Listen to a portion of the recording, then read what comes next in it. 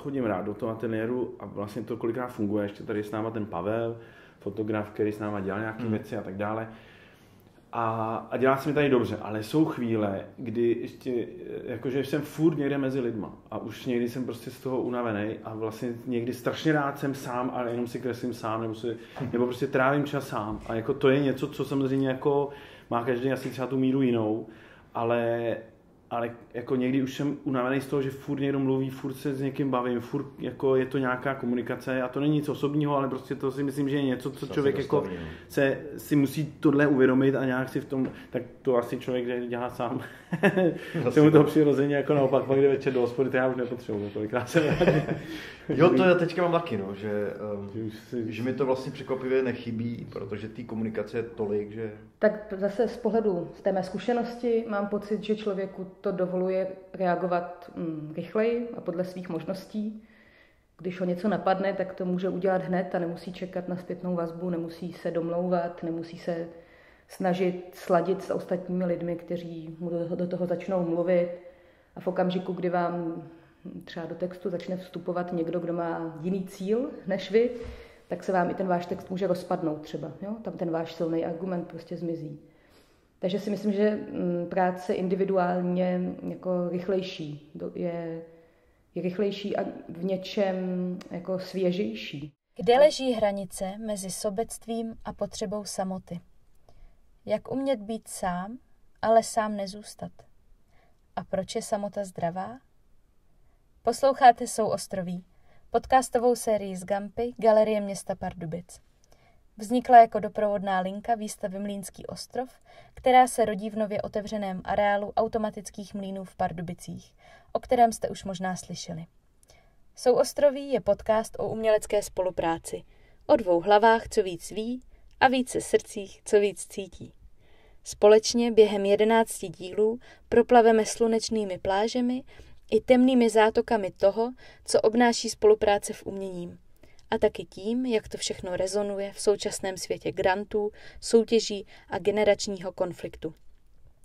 Já jsem Valentína a na téhle plavbě už jsme chvíli spolu na jedné lodi. Nebylo by samoty bez spolupráce a naopak.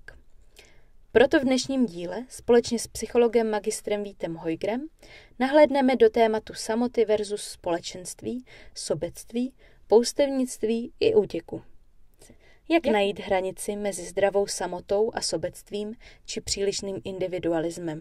Já si myslím, že jsou lidi jako od přirozenosti společenští tvorové a že úplně od prvního okamžiku, co jsme na světě, vlastně žijeme v nějakých vztazích. Možná i v prenatálním období už jsme silně vztažení k někomu druhému. Tak mám pocit, že se neustále prolínají nějaké roviny nás jako individuí s tím, že jsme spojeni s nějakým širším celkem přes ať už vztahy dyadický nebo i širší v nějaké skupině.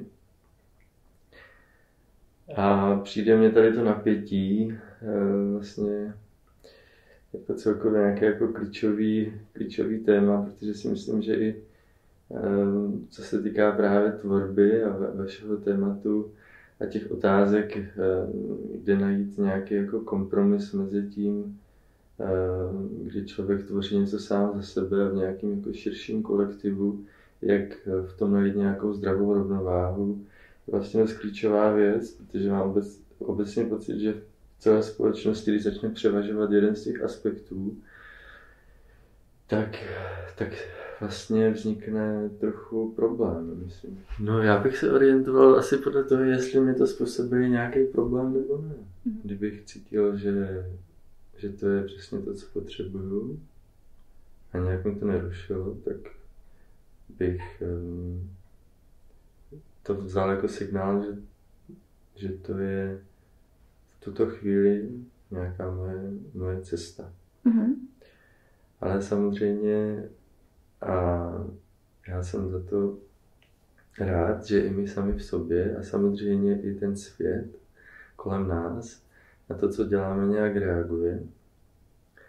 A je dobrý na to, jako k tomu nestratit nějakou citlivost. Ať už jde o nějakou citlivost vůči nějakému svému vnitřnímu světu, vůči nějaké své rovnováze a taky citlivost vůči tomu, jak na nás můžou reagovat ostatní. Aspoň to zaznamenat. Nemusíme se podle toho řídit, ale je asi dobrý vůči tomu zůstat otevření. Ať už vůči nějaké vnitřní opozici, vůči nějakému našemu vědomému postoji, anebo i vůči tomu, co nám říkají ostatní, aspoň si to poslechnout. Protože samozřejmě někdy si nemusíme být vědomi, že se třeba přílišným zaměřením na individuální cestu můžeme stát sobeckýma.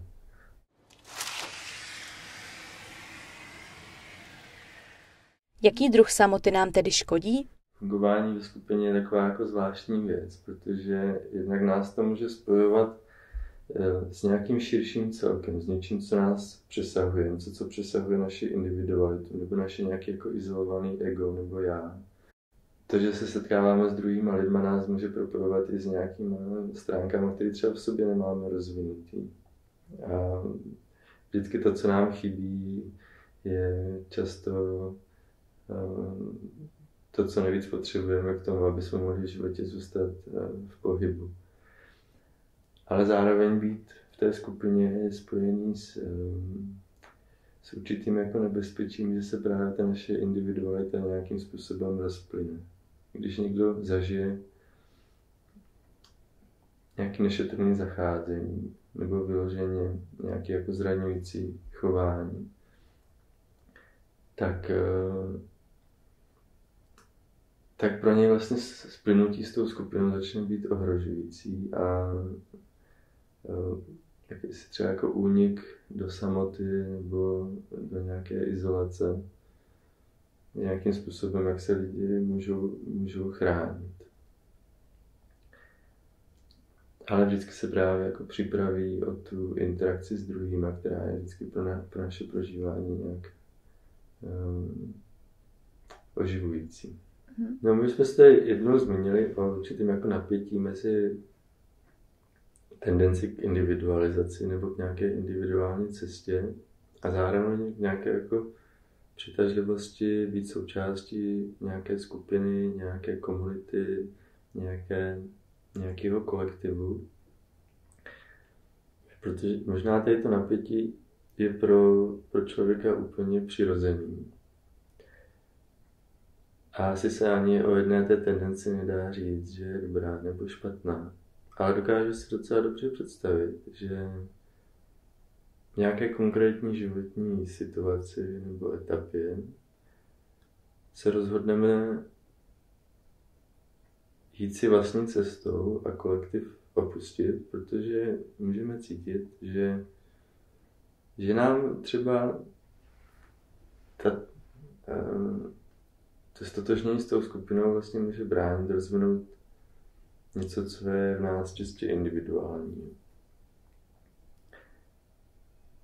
A myslím si, že zvlášť jako v té umělecké branži je opravdu někdy potřeba si jít vlastní cestou, vybudovat si nějaký svůj individuální přístup a nenechat se v tom rušit.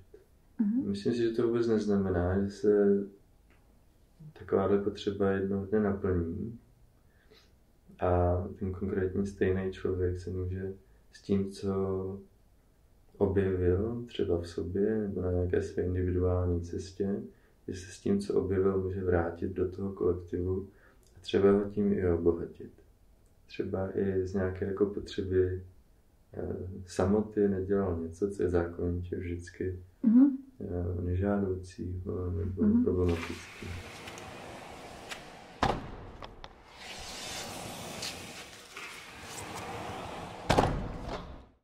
A může být někdy i spolupráce škodlivá? Myslím si, že jediný, co je problém, je ta jednostrannost. Pokud by to bylo tak, že potřebuju všechno prožívat s jedním člověkem a byl by to způsob, jak se chránit před tím být v nějakých pestřejších interakcích s druhýma, tak bych to možná vnímal jako něco, co může postupně dovést zase k nějaké jednostrannosti. A taky by se možná z toho vytratilo to napětí, protože by se ty dva lidi k sobě možná přiblížili natolik, že by už se stali jakousi jako pomyslnou symbiotickou jednotkou. A tam by možná to napětí mohlo postupně vymizet a nakonec by to mohlo vlastně paradoxně narušit i ten vztah těch dvou lidí, kteří na začátku spolu měli inspirující vztah. Takže myslím, že jde o to si zachovat zase jako tu pestrost v těch vztazích a v situacích, do kterých se v životě dostáváme. No a vzhledem k předešlému, co znamená potřeba poustevnictví v současném světě? Myslím, že poustevníkem se nikdo nenarodí. A v tomto směru mi přišla zajímavé setkání s Mirou Frýbou, což je buddhistický mnich a zároveň psycholog, který žije v nějakém buddhistickém chrámu v Indii a ten, když byl v Olomouci, ještě když jsem studoval na fakultě, protože on tam taky studoval, až tam měl přednášku, tak právě vyprávěl o tom, jak je jako klíčový se s lidma bavit o tom, co je motivuje k tomu jít do té samoty. A když se ukáže, že to je útěk před nějakýma těžkostma života, když třeba někdo v útlým věku si nenašel místo ve společnosti, se rozhodne, že to vyřeší tak, že se zavře do kláštera a před tím tématem tak to vlastně se skryje, tak se často ukáže, že v tom klášteře nevydrží. Protože mu to vlastně ani ta jeho psychika nedovolí. Ať už třeba díky nějaké úzkosti, kterou tam bude dožívat, nebo velké frustraci. Protože před některými věcmi se prostě utíct nedá. Ale samozřejmě to není něco, co se dá úplně zobecňovat, protože je jasný, že spoustu lidí se touhle cestou vydá. Ale možná úplně nějakým jiným kontextu, kdy už v jejich životě jde možná o nějakou transcendenci a překročení něčeho, co je spojený s individuem a kde vlastně možná odchod od té společnosti je způsob, jak se dostat k nějakým jiným vrstvám prožívání, který nejsou tolik spojený se vztahama a s tím hmotným světem kolem nás, ale třeba k nějakým spirituálnějším záležitostem. No já si myslím, že to v podstatě ani nejde bez té spolupráce, protože naše přirozenost je vždycky nějakým způsobem limitovaná, něčím omezovaná a když se setkáváme s někým druhým a spolupracujeme s ním, tak se vždycky setkáváme s nějakou jinakostí, která nás může propojit s něčím, co nemůžeme najít v sobě. Těmito slovy Víta Hojgra se s vámi loučí i dnešní díl Souostroví. Souostroví je pozvánkou na kolektivní výstavu Mlýnský ostrov. Uvidíme se.